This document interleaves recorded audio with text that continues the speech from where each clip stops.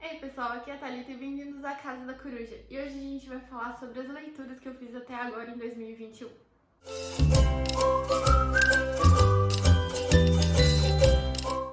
Eu comecei o ano super bem, lendo horrores, achei que ia ser assim, um ano sensacional de leituras, mas a ressaca me pegou de novo. Quem viu os meus livros de metas literárias para 2021, eu acho que nesse vídeo eu falei um pouquinho sobre como no final do ano passado o meu ritmo de leitura caiu muito. Eu fiquei sem terminar um livro desde meio de setembro até final de dezembro, eu não li quase nada. E aí, com o ano novo, leituras novas, eu achei que eu ia engatar, mas acabei caindo na ressaca de novo. Os 5 livros que eu tenho pra falar com vocês hoje, todos eles eu li em janeiro ainda, em fevereiro eu não li nada. Mas todos os livros foram 4 ou 5 estrelas, foram leituras excelentes que eu recomendo todas. Então, vamos direto pra elas. O primeiro livro que eu terminei foi A Mulher Entre Nós, que é um thriller de duas autoras, Greer Hendricks e Sarah Peckenham. Não sei direito pronunciar o nome delas, mas é um thriller doméstico, que é um tema que está bem popular dentro desse gênero, que são aqueles livros que a gente acompanha um casal, uma família que está passando por alguns problemas e a gente vai descobrindo a história por trás desses problemas. Esse livro em si, ele é dividido em 3 partes, e na primeira parte a gente vai ter 2 pontos de vista. O primeiro é da nossa protagonista principal, se a gente pode falar assim, que é o ponto de vista da Vanessa, que é uma mulher que acabou de terminar um relacionamento e ela descobre que o seu ex-marido tá noivo e tá prestes a se casar. E essa nova namorada, essa noiva do ex-marido dela, é justamente o segundo ponto de vista que a gente tem nessa primeira parte do livro. E a gente vai acompanhar a Vanessa revoltada com esse novo relacionamento do ex-marido e tentando acabar com esse relacionamento.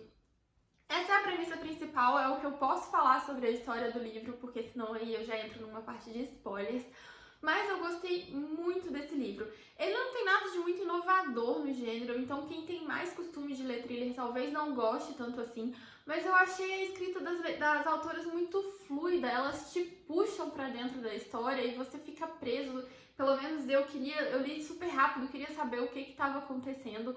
Porque a história desse livro, ela não envolve um grande acontecimento, um mistério que a gente tem que desvendar. Todo o suspense é construído aos pouquinhos durante a narrativa, com algumas falas da protagonista, com alguns flashbacks que a gente vai tendo do seu passado, a gente vai percebendo a tensão que tem em torno da vida dela, e é essa tensão, essa vida meio misteriosa que ela tinha antes dos acontecimentos do livro, que vai criando todo o suspense.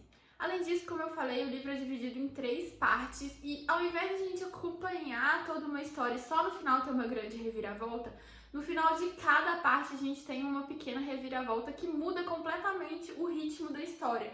E eu achei isso muito interessante porque essas mudanças no decorrer da história vão deixando a história mais dinâmica e vai te prendendo, porque você não fica ali 300 páginas para ter só uma grande revelação no final. Vão tendo várias revelações aos pouquinhos. Então, assim, eu adorei o livro, eu dei 4 estrelas, gostei muito da escrita das autoras e apesar de não ser uma história super inovadora, eu gostei bastante. O segundo livro que eu li é O Senhor das Moscas, do William Golding, que foi um livro 5 estrelas. É um livro do meu desafio literário de 12 livros para 2021 e já tem uma resenha mais completinha deles que eu vou deixar aqui no card para vocês, então eu vou falar rapidinho. Aqui a gente tem a história de um grupo de crianças que estava sendo evacuado de um país em guerra. O avião que eles estavam acaba sofrendo um acidente e eles ficam perdidos em uma ilha deserta. E eles têm que tentar sobreviver nessa ilha até chegar ao resgate. Num primeiro momento, eles vão construir uma sociedade aos moldes da que a gente tem, com a escolha de um líder, com a democracia. Só que com o passar do tempo as coisas vão ficando meio esquisitas, eles vão perdendo um pouco essa noção de civilização e coisas bem perturbadoras vão acontecendo. Eu dei 5 estrelas para esse livro, foi um ótimo começo para esse desafio. É um livro com muitas metáforas, então se você vai ler esse livro, eu recomendo que você leia um pouco sobre a vida do autor, sobre o que o autor queria passar com esse livro, porque assim a história fica muito mais rica. Ou você também pode assistir minha resenha, que eu falo sobre tudo isso lá pra vocês mais detalhadamente. O próximo livro lido foi A Hora da Estrela, da Clarice Lispector. E, gente, se tem uma frase que eu li a respeito desse livro que é muito verdadeira, é que Clarice não se entende, se sente. E é exatamente o que eu me sinto a respeito desse livro. Eu não sei nem descrever direito o porquê que eu amei tanto esse livro, porque não é baseado na história, é realmente baseado nos sentimentos que esse livro me despertou. Aqui a gente vai ter a história da Macabeia, que é uma nordestina que acabou de chegar no Rio de Janeiro. E a história vai ser contada pra gente em terceira pessoa, através do narrador Rodrigo S.M. Na verdade, a gente tem duas perspectivas na história. A gente tem uma história em primeira pessoa, que é o Rodrigo falando com a gente, e ele vai contar a história da Macabeia em terceira pessoa. E ele vai contando pra gente como essa personagem é uma pessoa simples, sem grandes ambições na vida. E ela nunca teve muitas oportunidades. Tudo que acontece com ela é assim, as coisas mais simples, pra ela já é um grande acontecimento. Eu acho que é uma cena que ela come cachorro quente pela primeira vez e ela acha aquilo incrível. E comer cachorro quente é o ponto alto da vida pra ela. Então ela é realmente uma personagem assim, sem perspectivas, sem grandes perspectivas e sem grandes ambições na vida. O livro ele tem um tom muito melancólico justamente por essa perspectiva da personagem. Por ela não querer nada, por ela não ir em busca de uma vida melhor, ela simplesmente aceitar aquilo que o destino põe pra ela. É um livro muito sofrido, porque é uma personagem muito sofrida. E de acordo com o que você vai lendo, você vai percebendo que ela não é só uma personagem nas páginas de um livro. Existem muitas macabeias por aí. A gente encontra várias pessoas como ela no nosso dia a dia, nas ruas, e é muito triste você perceber isso na sociedade, essa miséria que existe na sociedade. O grande ponto do livro pra mim é justamente o sentimento que a Clarice consegue passar na narrativa, tudo que ela vai despertando no decorrer dessa história, de acordo com que a gente vai conhecendo o Macabeia, a gente vai desenvolvendo um sentimento meio de pena, meio de tristeza, meio de vontade de ajudar, de querer ver ela ter uma vida melhor. É um livro que depois que eu terminei, eu passei muitos dias tendo que digerir essa história, tendo que digerir tudo aquilo que ela realmente mexeu comigo. O quarto livro foi Morra, Amor, da Ariana Harwicks. Não sei pronunciar o nome dela. Nesse livro a gente acompanha a protagonista, que é uma mulher casada que acabou de ter um filho. Então ela tem o que a sociedade chamaria da vida perfeita.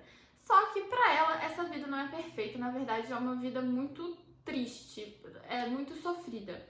A personagem não se sente feliz, não se sente realizada com aquele filho, ela não queria ter aquele filho aparentemente. Eu acho que no livro a gente não chega a ter essa fala assim tão concreta, mas pelo que a gente vai lendo, ela não queria ter aquele filho. Muitas vezes dá a impressão que ela não queria nem mesmo ter casado, ela simplesmente foi indo pelo que era esperado dela. Ela conheceu uma pessoa, ela namorou, era esperado que ela casasse, era esperado que ela tivesse um filho, e ela foi indo, foi seguindo esse caminho, e ela chegou agora num ponto que ela está extremamente infeliz com a vida dela, ela não consegue se conectar com aquela criança, ela não consegue sentir amor por aquela criança, e ela tem um desespero de não conseguir se encaixar nessa vida que todo mundo diz pra ela que é a vida perfeita. E como esse livro é narrado em primeira pessoa e é narrado em fluxo de consciência, a gente realmente é jogado dentro da cabeça dessa personagem e a gente vai acompanhando todos esses sentimentos dela, essas ondas de angústia que ela vai tendo. E no auge dessa angústia, a gente vai tendo aqueles pensamentos super rápidos. Imagina numa situação que você tá desesperada, todo aquele sentimento represado dentro de você, e você começa a pensar uma coisa e isso puxa uma outra memória, uma outra lembrança que vai cada vez te deixando mais angustiado, e você fica no meio daquele furacão. Sabe esse sentimento assim, desesperador? A autora consegue colocar isso nas páginas de uma forma brilhante. Você se sente na pele daquela personagem, você sente o pavor que aquela personagem está sentindo realmente naquela hora. Ela chega a ter pensamentos realmente de suicídio, de morte, de matar outras pessoas. É um livro angustiante, mas é um livro muito bom. Você entra na cabeça da personagem, você consegue ver e sentir perfeitamente o que ela está sentindo. Eu adorei. Esse é o primeiro livro de uma trilogia que eu acredito que não seja uma trilogia de histórias seguidas, mas uma trilogia envolvendo essa temática. Eu quero muito ler os outros dois livros, eu gostei muito da escrita da autora, eu achei que ela consegue te envolver na história de uma forma brilhante, então ansiosa para os próximos dois livros. Por fim, um livro que eu acabei de terminar foi Eu, Robô, do Isaac Asimov, que é o livro que eu tô lendo pro meu projeto Lendo Asimov, que eu quero ler todos os livros que ele escreveu na saga dos robôs. Inclusive vai sair uma resenha mais detalhada desse livro, então se você quer ver mais em detalhes tudo que eu pensei sobre ele, já se inscreve no canal e fica esperando esse livro. Eu vou falar também rapidinho dele aqui, mas é um livro de contos que os contos são interligados entre si. Todos eles se passam no mesmo universo, com os mesmos personagens, mas cada conto retrata um evento que esses personagens viveram, vamos colocar assim. Em cada conto a gente tem um foco em um robô e no decorrer do livro a gente tem uma visão da evolução dos robôs como um geral. A gente começa com a primeira geração de robôs, que eram robôs bem simples, que só aceitavam comandos, que não tinham muitos pensamentos próprios. E a gente chega em robôs, no último conto, em robôs humanoides mesmo, bem parecido com os humanos, que acabam se confundindo com os humanos. E nesse livro o Asimov ele quis nos mostrar, dar um panorama geral dessa evolução dos robôs e também nos introduzir as 3 leis da robótica, que são as 3 leis que são super presentes na saga dos robôs dele e são muito importantes para a evolução de toda a história. Então nesse livro ele sedimenta bem essas 3 leis, quais são elas, como elas interagem entre si, como os robôs convivem com essas 3 leis. É uma escrita super fluida, eu achei super fácil de entrar na história do livro, de entender o livro. Não era o que eu esperava, eu não sei porque eu pensava em Asimov, eu achava que ia ser uma coisa super complicada, mas eu amei a escrita, eu amei os contos, eles têm uma pegada de mistério, assim, de ter que desvendar qual que é o problema que tá acontecendo com cada robô em cada conto. Eu gostei demais, foi um ótimo começo para esse projeto de leitura. Como eu falei, já sai resenha dele se vocês quiserem saber um pouco mais sobre como eu me senti lendo esse livro. Bom, pessoal, esses foram os 5 livros que eu li esse ano. Espero que agora em março eu leia mais do que eu li em fevereiro. Eu olhei minha meta de leituras no Goodreads e eu tô 3 livros atrás da minha meta. Eu acho que eu nunca fiquei atrasada na minha meta, então eu espero conseguir recuperar esse mês. E é isso. Vejo vocês no próximo vídeo. Tchau!